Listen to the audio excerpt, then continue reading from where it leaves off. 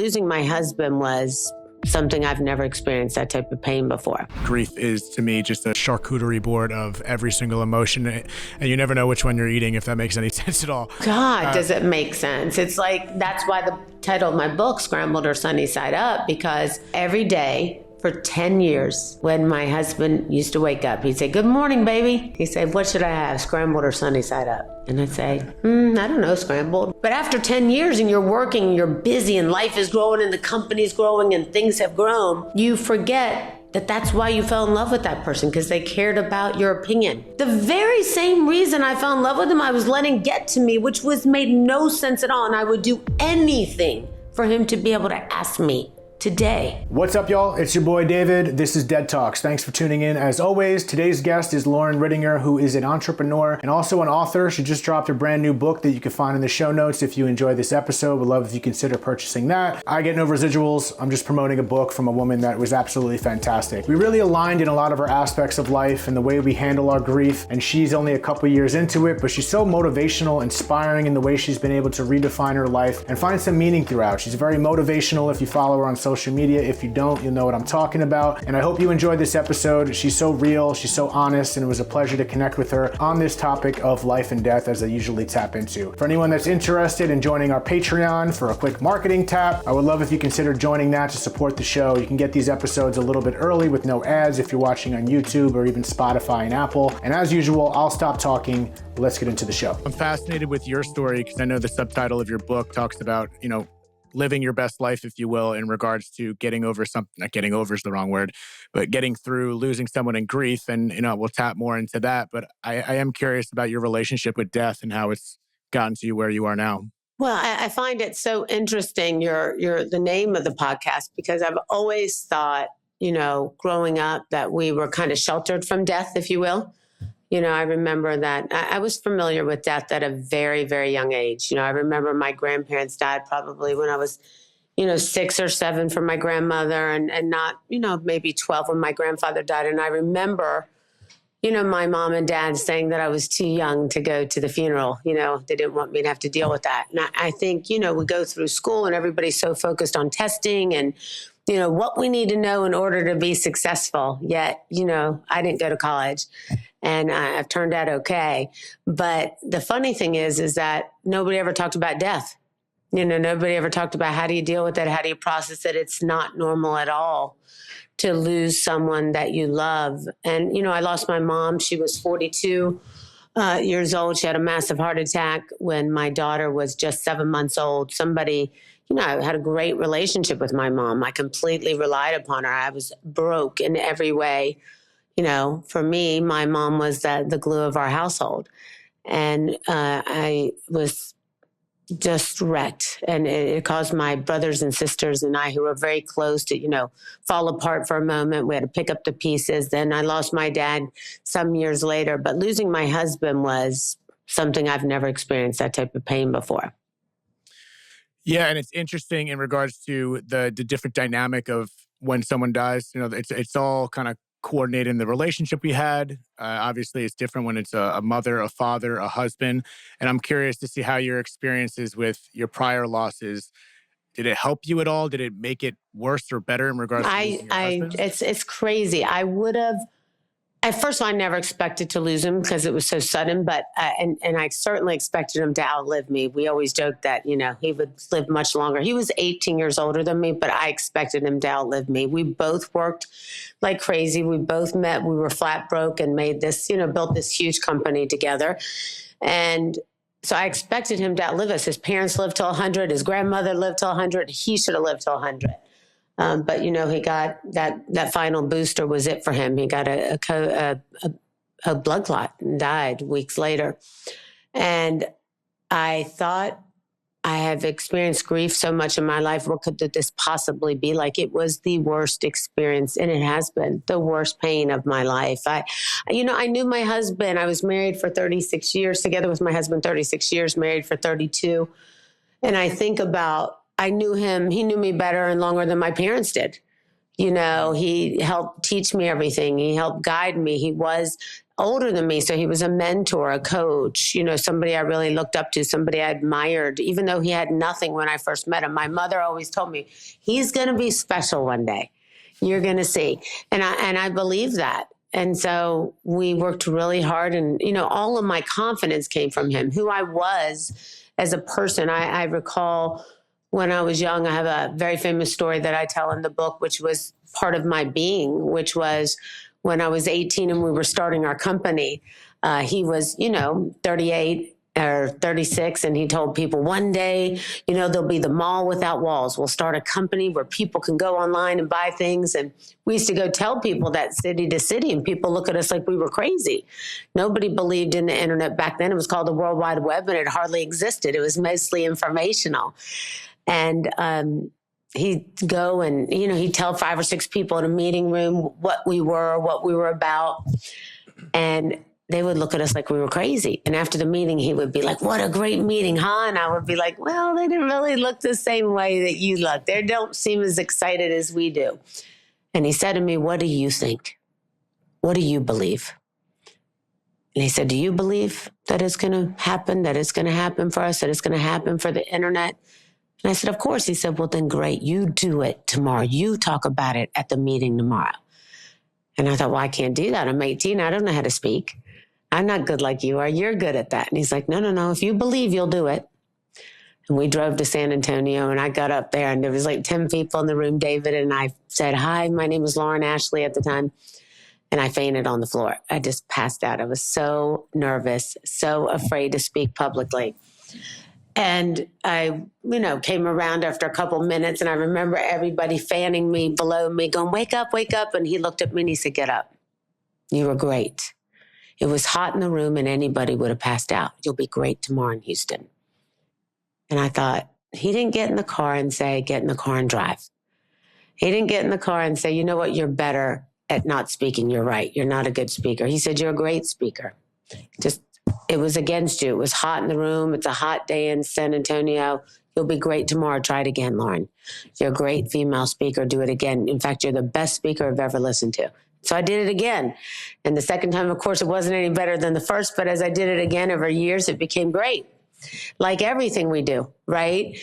And so he instilled that confidence in me. And I think when I lost him, I lost me for a very long, and it's only been 2 years, but I think the first year was just so heartbreaking because I didn't just lose him. I thought I lost myself. And then somebody had showed me a video of a documentary they were making about our family, and showed me a video of something that was my daughter talking about me. And they asked her how it's been since she lost her father.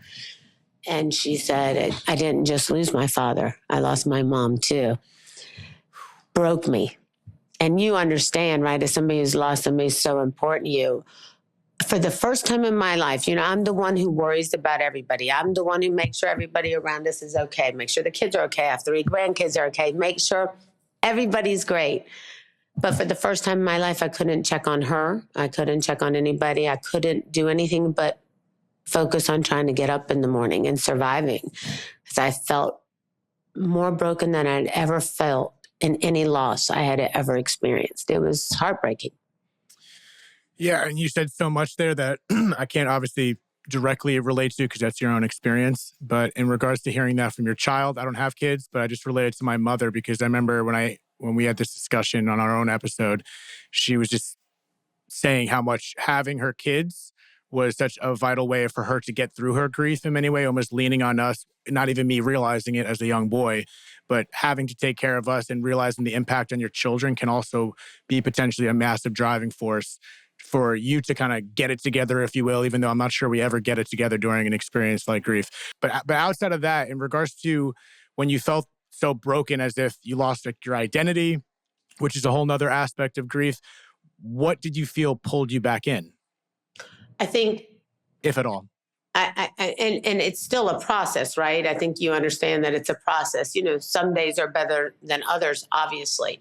I think what got me through it was another story that kept going through my head. And it was shortly after I started dating my husband, and my father had come to my room and said, there's an airlines, I'm sure you've never heard of it, called Eastern Airlines. It was before U.S. Airways. And you might not have heard of U.S. Air either, but it was a big airlines, very big, like American is today. And he said, you're going to go be a flight attendant, because I didn't go to college. He's like, you're going to go be a flight attendant. You're going to get a good job. You're going to make some money. They pay $28,000 a year. You only have to work 21 days a month. And I was like, doesn't everybody get 7 days off a month? I was confused, And he said, it's a great opportunity. You're going to go apply for this job. I said, well, Dad, I don't want to be a flight attendant for Eastern Airlines. I'm going to start something called the World Wide Web, the internet. I'm going to have an online store. He's like, well, that's preposterous. That'll never happen. That's not going to happen. You're living in Disney World. You're going to go be a flight attendant. And so I was living at home at the time. I had just met, JR, who became my husband for all those years. And I went to apply for this job. And while I stood in line, there was 300 girls in Greensboro, North Carolina, waiting for this job. And I thought, gosh, I don't want to do this. How am I going to blow this interview? And when I got up there, she was like, well, what makes you want to fly to friendly skies? And I was like, well, I don't. My father made me come here, and I'm going to do something called the World Wide Web, the internet. And it was just starting in 92, And she said, well, that's funny. She's like, and so tell me, how often do you fly? I said, well, I don't like to fly. I don't even like your airlines. Long story short, I got the job, David. I got the job. I was traumatized. I was devastated. I had to go to Atlanta and report to work for 4 weeks of training. And when I was getting ready to come home, my boyfriend then, who became my husband, called and said, listen, if you don't go home and tell your father that you don't want to do this, you're going to become a version of yourself that you never meant to be. And I remember that was a pivotal moment in my life where I went home, I packed my bags. I didn't even tell him I was going to move in with him. I remember I went home and I told my mom, I love you. I can't do this. And I told my dad it was over. And I moved in with my boyfriend, who did not expect that. And so after I lost him, I remembered that I was becoming a version of myself that I didn't intend to be, somebody who would be sad all the time, that he had always taught me to, that the joy was in the journey. And that we have to take time to enjoy the ride, and that if we're not helping other people, that we're not going to be successful. And so I started to remember all of those lessons he had taught me along the way. But the main one was, don't forget who you are. Mm. Don't forget who you're capable of being. And so every day when he wasn't there, I started to look in the mirror and having a conversation with myself about who I was and what I was capable of. And that was a hard conversation, because most of us don't want to face the mirror, right? Most of us don't want to look in the mirror and see what we're dealing with. And I did. And it helped a lot. And I leaned on my children, of course, like you guys were there for your mother. I had to lean on my children. It's not a normal thing though, because, we're used to having our mom and she's the one we lean on, as you know. So it's a very different dynamic. Yeah, and that dynamic of feeling like you lost yourself and you become a different person you didn't plan. And then it's, how do you get through that? And it's remarkable to me in regards to you remembering and sharing these stories of the support that your husband gave you, because I want to ask you, how does that feel now that hasn't been, we say 1 or 2 years? I apologize for not knowing the exact timeline of when it happened, but you're sharing these stories, and these stories and memories of when we lose someone, to me, they transcend time and space, in a sense that that's the one thing we can carry with us. But then some people aren't as responsive to these stories, maybe not yet or ever. Maybe the stories make them too sad. And to me, when you telling it, for me, from an outside perspective, it's very inspirational. It seemed his advice that he's given you years ago is still applying to him while he's not even here. So when you share these stories and when you think of these memories that are still applying to your life today, how does that make you feel? Oh, I feel so blessed. I feel so grateful that I had it. And so I think that grief is a form of love. And if you've loved a lot, you grieve a lot. And I've gotten used to that. I've accepted my relationship with grief. And I've asked God to make this be the last time I have to experience grief in this lifetime, because you don't want to ever deal with it with your own children. But you do the best you can, right? And I think that when you realize that your relationship with grief is new because you've never been taught it before, right? It's like, I heard you talk about it in one of your podcasts, how we're not prepared for it. We don't talk about it, right? Nobody ever prepares you to lose your dad, do they? Or your mom or your family. They just don't. You just have to go through it. And I don't necessarily agree with that process, but it's what we've been given. And so I will do my best to live the very best life I can in the way he taught me to be. And I feel really blessed to have had someone love me like that, to instill those type of beliefs in myself. It makes it sometimes harder, but you keep going and you remind yourself that there's also these signs you get when they're not there. I'm sure you had your dad give you signs all along the way that you were doing the right thing when he wasn't here. That's important. And it is important, and it sucks. It sucks. And it's interesting to me, when you bring that point up. Obviously, I have a podcast that talks about death, and I believe in the importance. But even being someone who, this is what I do, and this is what you do, and you don't have a podcast because you're going through it. There's only so much preparation you can have. Like, you're never going to be fully prepped for what can happen. But I just want to let you know, I know I don't know you, you don't know me, but by you doing this, it's extrapolating to so many other people, and I wanted to get to as many ears as possible, because a lot of people just push it to the side because, I'm not grieving right now, this doesn't apply to me. But to me, that's fucking madness, excuse my French. You're right. Because it literally, what else applies to everyone more than death? And nothing. I think the more we push it away, I'm not saying, put sugar in your coffee, let's talk about death every morning, but at the same time, it's just like the acknowledgement, because there is this shock value. And, the one thing I can find the camaraderie of your experience and mine is the shock value with my dad just waking up one day, going to the World Trade Center, gone, and then your husband on vacation is gone without any preparation. No notice. No notice. And it doesn't, I don't know, I don't think there's a what's better question here, but it's how do you continue life with that shock value? You know what I mean? Because there is a time period where you just have to adjust to the initial shock. Yep.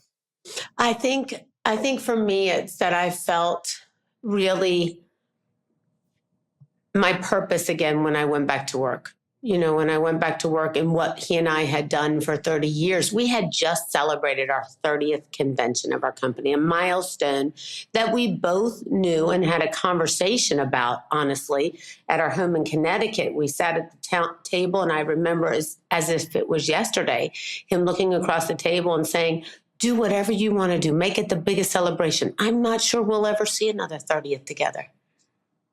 And I remember thinking, you're right. And, we spoke in front of thousands of people. As we grew in our company, there was no longer 5 or 7 people in the room. We spoke for 18,000, 20,000, and for days. And we wouldn't see each other for 2 weeks before each event, because we would see each other in the same house at dinner and in bedtime. But during the day, we both work independently.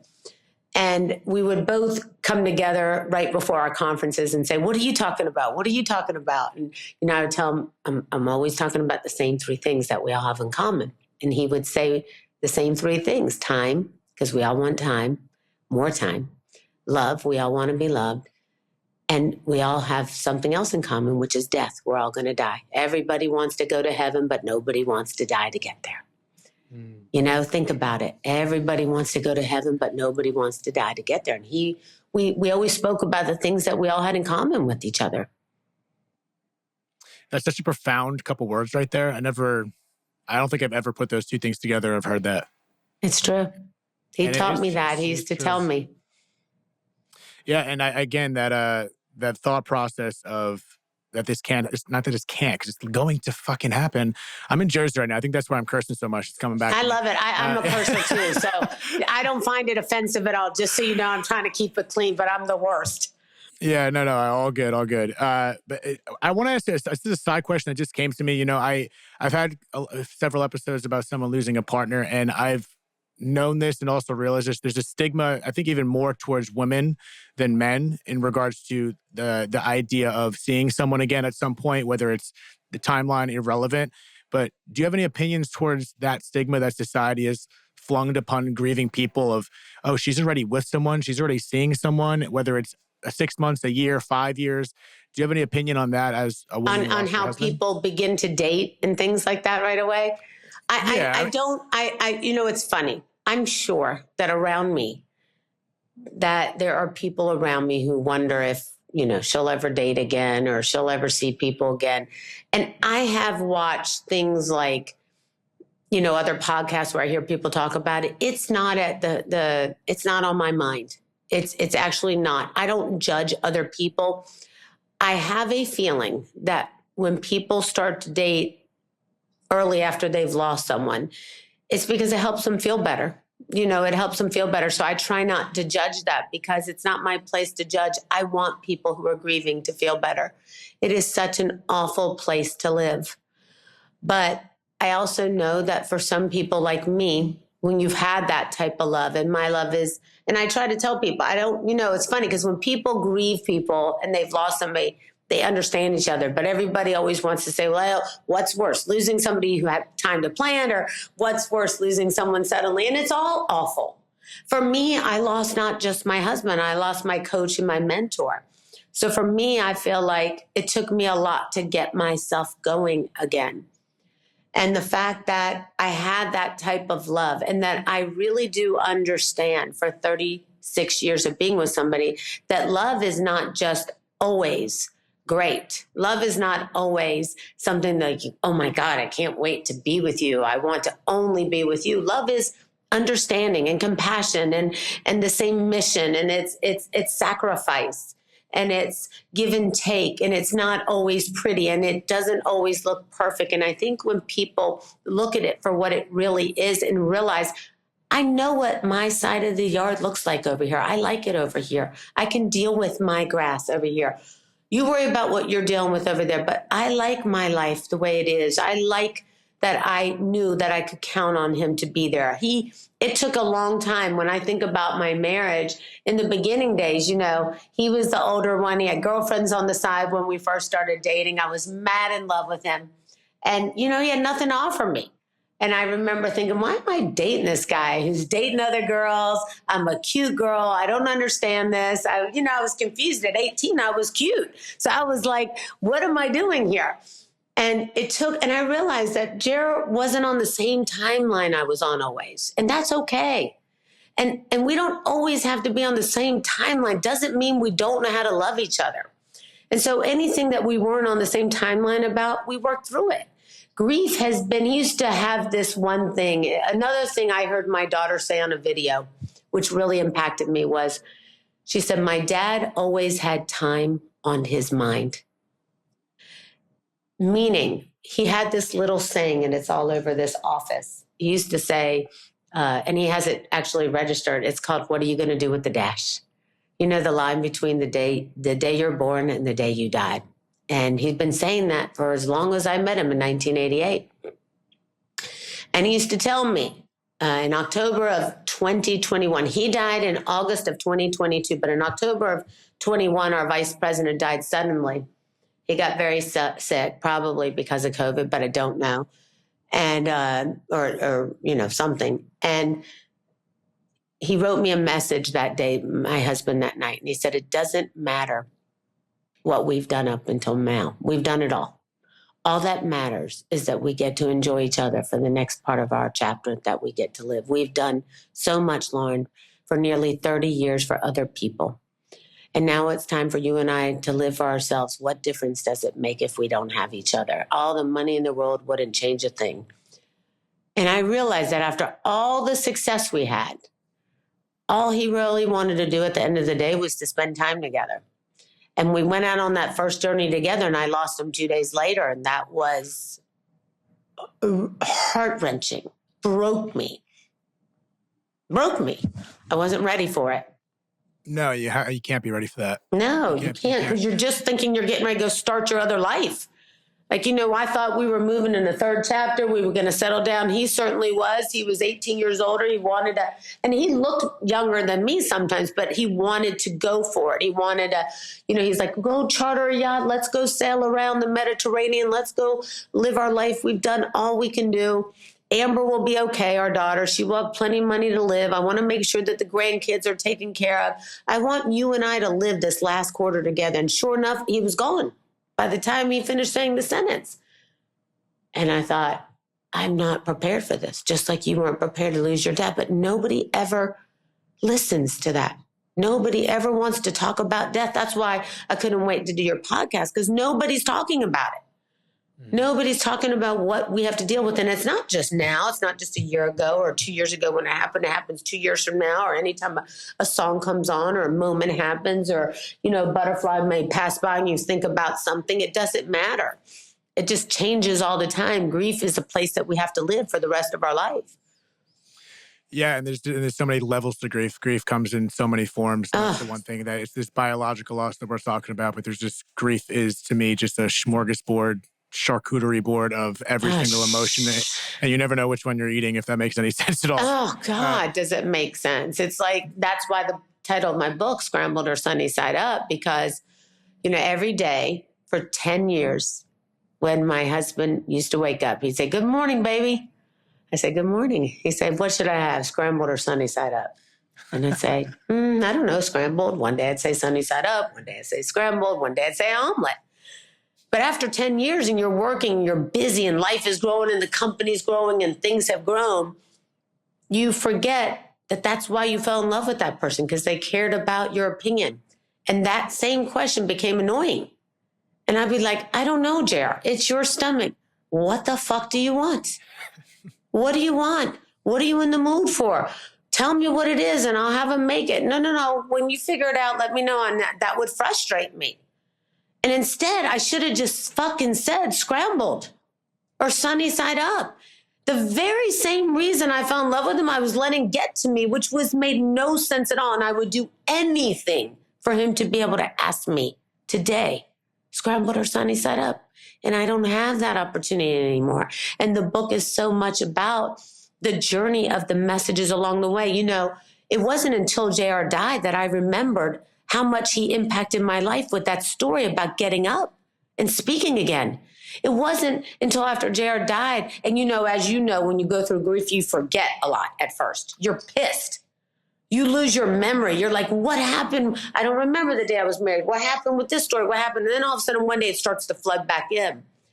And when it did, those stories came to my mind. And I remembered how much he changed my life. Now, you have to understand, we have this very successful business where thousands of people write him all the time about how he changed their life, or how I changed their life, or how we changed their life. But I never got to really tell him while he was alive how much he changed mine, because I didn't ever really see it. We don't pay attention to the person. See, we're always worried about what the naysayer is saying. But we never stop to realize that we only need one person to believe in us. The one person could be the solo person, the only person who believes in who we are, and everybody else can say, "You can't do it." But we're always listening to the wrong person. It's wild to me that you even brought that up, because I shared something recently that I think it's going to tie back to what you just said. My mom went into cardiac arrest in 2023. She was gone for like 10 minutes, no heart. Her heart wasn't pumping. And she's in the ICU. I'm going to skip along a lot of the details of the story, but I remember when after I slept at the hospital, my sisters relieved me, and I went to my mom's apartment, where place where I'm at right now, just to get showered up, get some sleep for like an hour or two. And I took a shower. And I remember when I get out of the shower, I remember my mom would always tell me, Italian mother, neurotic, if you will, I love you so much. But she'd always tell me, "David, just wipe down the shower doors, just dry it up, calcium, yada, yada, yada." And I'm like, this is, I would always do it, but I'm like, what the hell am I doing? Why am I wiping down the shower doors? And then in that moment, while she's in the ICU or in the hospital at this point, recovering a little bit, I was just standing there. I was like, I will wipe. It was what was an annoyance at that time. I didn't get frustrated with her. I got frustrated internally. I'm going to wipe down the shower I will wipe down these showers. Literally, I just took a shower before this. I was like getting different angles, looking at it. I was like, is that dry over there? Now you dry the door. I dry the shit out of it. And I always did, but now I love you. I love that message. You know what I mean? And but that's the message it. You just gave me. That's the message you just gave me. And that is a lesson that you can't get through. So that's an experience that grief is. And I would trade every lesson I would just to have my dad to, I'm sure you would do the same for your husband, but that's not the cards we were dealt. And there is a certain point, and I'm not telling people to realize this now, but it's so beautiful what you just said because I relate to it. And I think that is I don't want to say silver lining, but this is the ride we're on. And if we can just focus on these things, and it sucks to not have that in the past and live in that moment and do that, but that's what it is. And now living forward, you get to carry that with your daughter, with everyone that you come in contact with in your life. And that makes life better, even though life is hard. It's true. And I think, she knows now. I think this is her real experience with grief. Like she lost my dad, which was her grandfather, but not anything like, she was a daddy's girl. So it was, and I wasn't able to acknowledge her grief right away because, as I said, I was so deep in my own that for the first time in my life, I couldn't think about anybody. But when I go back, and there's a chapter in the book that my friends have written me that I've given them an advance copy, and they've all told me like that chapter of acknowledgement about her hit them very hard. It's hard to realize that you are everything to everybody until one day you're not, until you can't be there for them. And it broke me to have to see how I didn't give her the attention that she needed, that she was suffering alone. And you also go through all this pain. Like, could I have done anything different? Why didn't I see that he had a blood clot? Why didn't I notice this? Why didn't he notice this? For God's sakes, Jer was a marine biologist. He was practically a doctor in my eyes. Why didn't he see it? Amber was very much like him. How did we miss it? So you go through guilt, you go through anger, you go through pain, you suffer. And I don't think it ever really goes away. People are like, well, when does it get better? I don't know. And people are like, well, time heals all. Time doesn't heal shit. Time has no emotions. It does nothing except continue on without you. And it infuriates me when people say time heals all. Time's done nothing for me. Except I woke up and I realized, just like you did, that life goes on with or without you. Right? And so that's an eye opener. That's when you realize the value of time.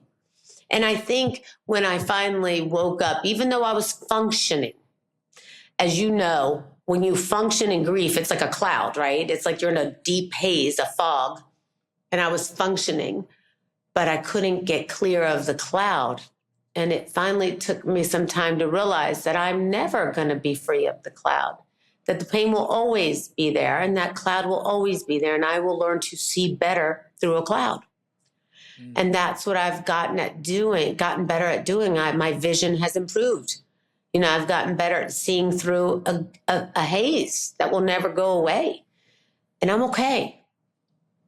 That's what it is, seeing through a haze. And I couldn't agree more about the time, because I've kind of modified that sentence in my own world. I said, time helps, but it's to me, it's what you do at that time. Because if you go 10 years down the road, sure, your memory might be doing a job on you. But at the same time, if you're not living life a certain way that's suitable to you and taking steps, because to me, I truly feel in life in general, outside of just grief, a lot of people may look at this happened to me. I personally don't feel that way. I don't feel like this happened to me. I just think this is life. And I think at some point, there is a level of accountability for how we respond to certain things. And it might come off as insensitive for a lot of people that I wouldn't say this to people in their grief, or saying this is the way you should do it. This is just coming from David Ferrugio, in my opinion. I think at some point there is a level of accountability, whatever wakes you up to do that, but it's not the time that heals. It's truly what we do at that time in order to quote unquote heal, because we're never fully healed, like you said. You're right. It's what do we do with our time and how important that is for our life. And I think that's why Amber was saying in the video, her dad always said that to her and I. He always said, what are we going to do with our time? We don't have it forever. And he kept saying, it's just a blip on God's watch. Let's go. Let's go. And he was frustrated. The last 3 or 4 years, he was frustrated with time. He was frustrated. He didn't like, it's funny because in my whole life of being married to this amazing guy, I never felt a difference in age, right? Ever. I always felt much older than JR. I was always the more mature one in our relationship. He was the more silly and kid-like and, very shy but giddyish. And as the years approached, I could tell when he wrote me that letter in 2021 that he was tired of time catching up. And he wrote, we have to do something now. And he underlined now. You know, when you underline something, it almost rips the page. I saved it because it was so impactful on me. And I remember him leaving it by the bed that night, like he would if he thought I was too busy to hand me something directly. And he left it by my bed and he said, we have to do something now. If we don't do something now for each other, what difference does it make without each other? And that's why Amber was right. His whole life, he had time on his mind. And so even at the end, the day before he died, the morning that he died, that morning, I remember, and I say this in the book, he woke up that morning. It was 5 a.m. in Croatia. I remember I wasn't surprised he woke up early because we were on a time difference. We had just gotten there 48 hours before. We had just finished 4 straight days of speaking in front of 15,000 people at our 30th convention. We were exhausted, but he was unusually quiet. He was very quiet. He pondered over the water. He looked outside like he had seen his life in front of him in a very strange way.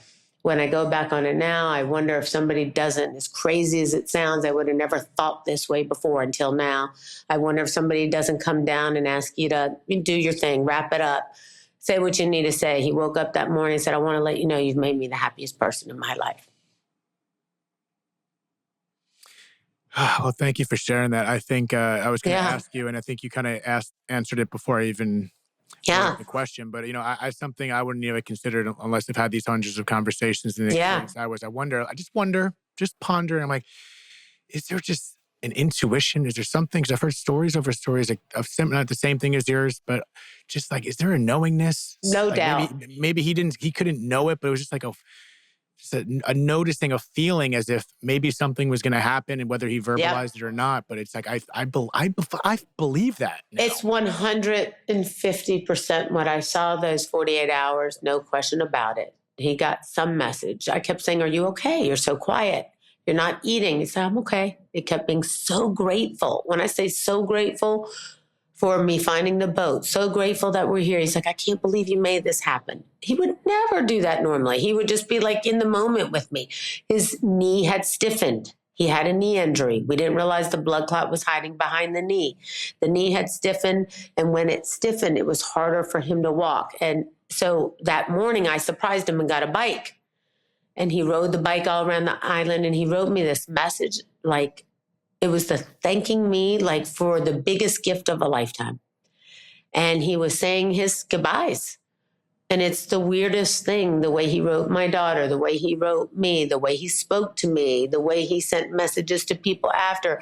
It's almost like you get this message. It's not quite exactly saying it's your time and you're gone tomorrow, but it's almost like something could go wrong. And I want you to say what you need to say. There's no question in my mind that something like that happens now. There was a letter in his draft box that I've not ever shared publicly till the book, which was basically about me going to live my life. And why would he write that and have that in his draft folder? Unless somebody gave you an inkling of something. I don't know, but I know this. I have plenty of signs after the fact, right? That he's been around, the electricity, the lights, everything going crazy when it does. I'm sure you've experienced it all. Nobody ever understands it until they've been through it. It's a really magical thing. And the problem is that most people, as you know, David, are so busy with life that they never slow down to see it or pay attention. I mean, I couldn't think of anyone more than you that would know that, running such successful business ventures and your time being gobbled up by that. To know that. And it keeps coming back to this illusion of time. It's just all we know right now is this. We have so much things going to go on before and after I speak to you, but the magic to me is like, okay, you and me are honed in right in this moment because this is literally all we have. And it's become woo in many ways, but I feel like there's an odd, I don't want to say awakening because I feel like it's a beautiful way. Unfortunately, it's a sad but a beautiful way to be woke. It's sad but beautiful. I think the way I view this world for the longest time, I think it's just a tragic comedy, and I don't know how. I honestly don't know how else to put my humor. My humor is messed up. I haven't gone down that rabbit hole, but if you ever met, you'd learn very quickly. But I did want to ask you quick transition. But how's your daughter? Because the mother-daughter dynamic is a very important discussion when it comes to she's doing so much better, and I think it's now acknowledging people's feelings happen at different times. people express grief in different ways. She cried a lot in the beginning. I think she worried about losing me. She couldn't. And now she comforts me and holds me at night. She'll come spend the night with the kids and they all cuddle in the bed with me. And she'll say, Mom, I couldn't have done this. He wouldn't have been able to handle it if it were the reverse. This is God's way. He couldn't have handled it had it have been you. And I couldn't have handled it had it have been you. And some days, I wasn't there when Amber found out and my grandkids found out because I was in Croatia and it took me time to get him home, 6 or 7 days before I could come back. And now occasionally I'll watch my grandchildren look at the pictures of them with their pop-up and they'll just start crying. And I realize that we all have to acknowledge that grief will live forever. It just will. And it becomes a part of our being and who we are. And our children, and we have to talk it through with our children. That we have to, and this is something you talked about, which I was really so happy to see, which is why I did the podcast. That I think is really a beautiful thing. We avoid talking about it with children, and that's not natural. It's not normal. It's not preparing them for it's not normal to be ripped away from your dad, your mom, your husband, if you love them so much when you've had them all these years. It's not a normal experience to just go on. And so now I just try to get my children to talk about it. I'll say, what are you feeling? How do you feel? So, well, I just wonder why Pop-Up had to leave us. I said, I know, it feels like that. It feels really bad. But I want you to know that Pop-Up is always with us. And although but we don't see him and we want to see him. And we now have different conversations. So when I actually wrote my book, my granddaughter made her cover for her first book. And now she's in the process. She wants to write her own book about grief and what it's like for children to go through grief, on their own. And I think it's important because we never talk about it as kids. I couldn't agree more. And again, as someone who, I experienced death before my father, but the big one, if you will, was my dad was 12. So I've always had an affinity towards children and grief. And, that's a venture that I plan on tackling a little bit more aggressively because it's just a sugarcoating. I understand you want to keep kids sheltered and protect them. I think that's the foundational aspect behind it, which I understand. But in my opinion, I think there's a level of too much sheltering, especially around this conversation when death is prominent on what they watch on TV. Death is prominent for a pet. Yes. It's everything. So it's not, maybe you can explain it in a childlike way, some way, but not completely sugarcoating it. And grief is a form of love.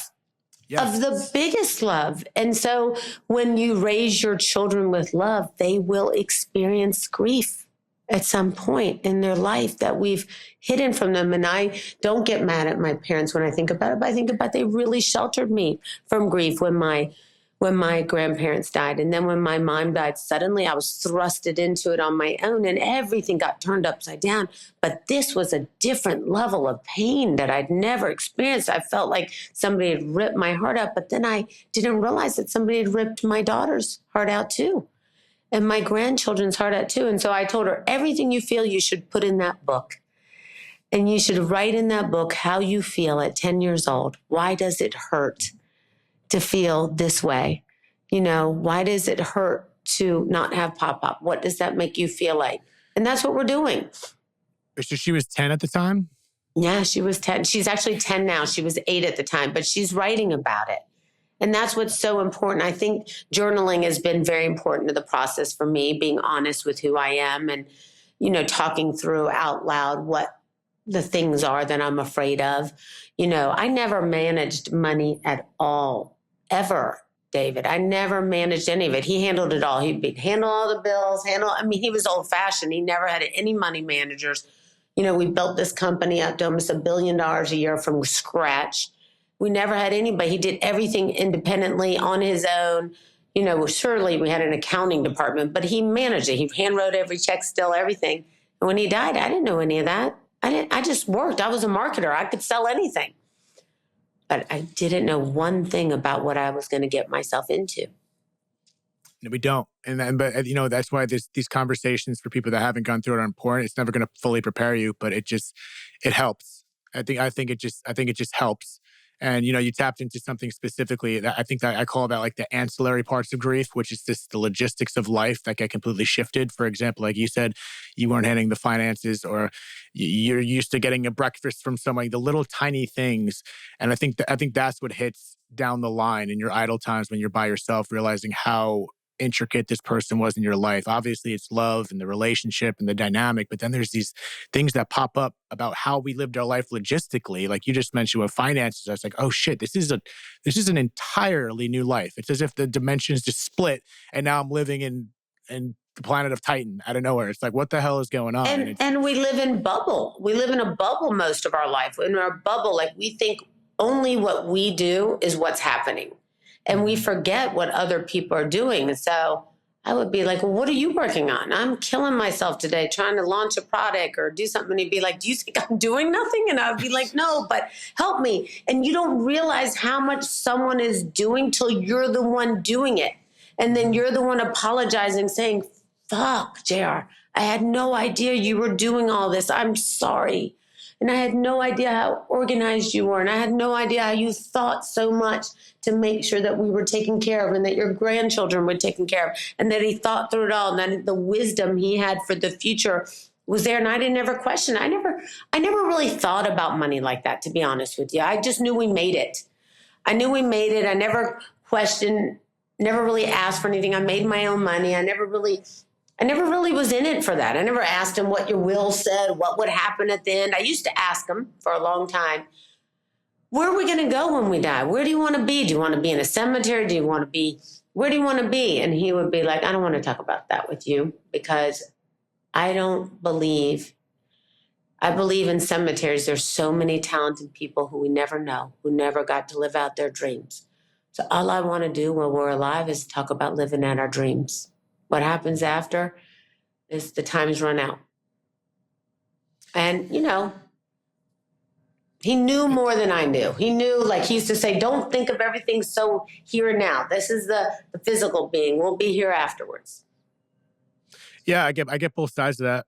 You know what I mean? Like I know I push it down people's throat in regards to talking about it. And whenever I hear people say it, parents bring it up, I'm not going to be here forever. And the child might be like, I don't want to talk about that. It's like, I get that too, but I don't know. It's just an acknowledgement, kind of like what you were saying in the one chapter. It might not relate to what your chapter is going to say, but it's just an acknowledgement that we are not here forever. And I think that acknowledgement automatically makes us more aware to live life the way your husband was explaining it. So to me, by acknowledging it, it doesn't make it morbid, because it's going to happen. And I think the little nod just gives us more present opportunity. That's all it does for me, at least. And Thank you I hope for that. Yeah, but at the same time, I give yourself grace. Not that you're asking for any advice at all, and I'll shut up. But it's like, no, I like it. Continue to give yourself grace, because I know you can easily look back at things, coulda, shoulda, woulda. I know, and you get can't do that. You can't. I mean, can do it, because I do it all the friggin' time. But it's exactly, we all do it, right? We all do it, and that's okay. I know, too, and so. I think about your dad when I heard the 9/11 story. I think about how many times we all say, "Why wasn't my dad the one who was late for work that day?" And you can go through that and torture yourself and punish yourself. It took me a year when JR, stopped breathing, and he was and I realized it moments later, I couldn't go face him in the face. I could not see him. I've been with him for 36 years and I couldn't go see him in the face. Yet I know that if it were me, JR would have been the one picking me up, trying to give me CPR, shake me. And now there were people in there trying to give him CPR, but I couldn't face him. And it took me a year to forgive myself for that. It wasn't until Serena Williams said to me, Loren, what if Amber had told you that she couldn't face JR not breathing on the floor? I was like, well, I would understand. That's awful. I would totally understand. She said, how come you can't forgive yourself? That was a powerful message to me, and it helped me get on my way again. Well, I'm glad you're on your way again. And just real quickly, you just reminded me of a story that happened literally the other night in New York City. I started having a conversation with the woman, and she told me she lost her daughter. I forget how long it was, but I saw the pain in her eyes, and I was just giving her space to speak. And sometimes I like to say less than more, because sometimes words can really mess things up. But I just took one opportunity. I looked at her, and I said it once, and then again, I said it again, because I think she kind of just glazed it off. I said something about you deserve to be happy. I don't know what triggered me to say that. It just felt right. And then I really like laid it down. I just like looked her in the eyes. Like, I know you don't know me. I know I don't know anything you've done, any bad things you've done in your life. To me, that's irrelevant, to be honest. I was like, you just know that you deserve to be happy. And for whatever reason, that just hit her. Her eyes just started beaming and crying at the same time. Yeah. But my point of that story is not so much that I'm not trying to tap myself in the back. I was like, oh, this poor woman she just needed permission, not from me. Like, she has to give herself permission, but there's just a level of just giving yourself permission to be easy on yourself. You still can find happiness. You just give yourself permission to be okay. Give yourself permission to let go, to forgive. You're right. It just comes down to a level of giving ourselves permission. And maybe it might be helpful if someone else does, because I think you're right.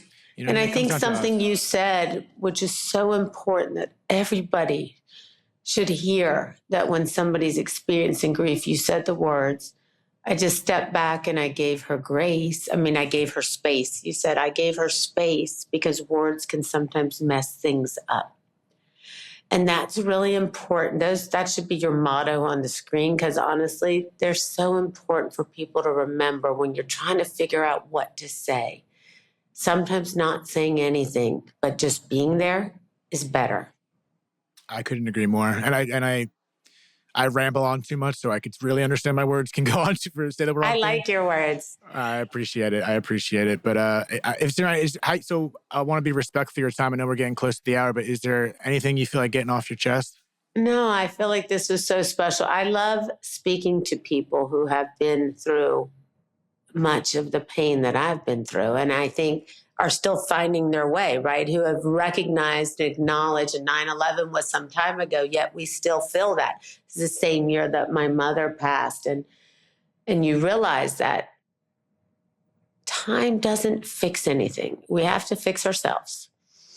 We have to find a way through the haze and put glasses on and get better vision and keep focusing on the future and focusing on us, and realizing that grief is very much a part of our life. And if we were to really, really look at humans and people, we all have three things in common, and that's time, love, and death. We all want more time. We all want more time, and we can't get it. We know how much money we have, but we don't know how much time we have. We all want more love. We all want love, and we're all going to die. And everybody wants to go to heaven, but nobody wants to die to get there.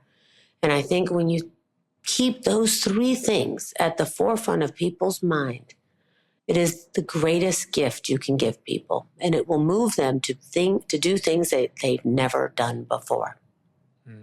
Amen. I love that. And a big part of what you're saying, what I'm pulling from you, is I just never wanted people to wait for tragedy to learn your lessons, which unfortunately tragedy is going to give you the best lessons. But you can also learn through people like you, your story, and other people's experiences, even if it just helps a little bit. So I want to thank you for taking the time to talk with me. This episode, for everyone listening, is going to be out after your book is released, which is ironically on February 11th, which is my father's birthday. So congratulations on your book, and also happy birthday to my father the same day. That's so awesome. And it's available at bookstores everywhere. Yeah, so as usual, again, for anyone that's listening, you want to hear more about Loren's story, read her book. I will put the link in the description wherever you're watching or listening, and I'll share it on social media for it to be easy to find. But I would love for people to tap into it, because first time meeting and talking to you, your story sounds incredible. So it's something I would definitely like to dig into. And I would love to do this again together, follow up again together. The door's open, on or off the record. I know you don't know me, but if you just need someone to say less words. I love that. Listen, I genuinely mean that, whether this is in the episode or not. If you need anything, I'm a stranger. Sometimes listen to a stranger. Well, hopefully now friend. But yeah, let's connect by text. I feel like we're friends, very much friends. I'd be happy to do that. But I'm truly grateful for your time, and you're doing great. From everything I've heard, you're doing great, and keep going. So thank you so much, David. It's my honor to be here with you today.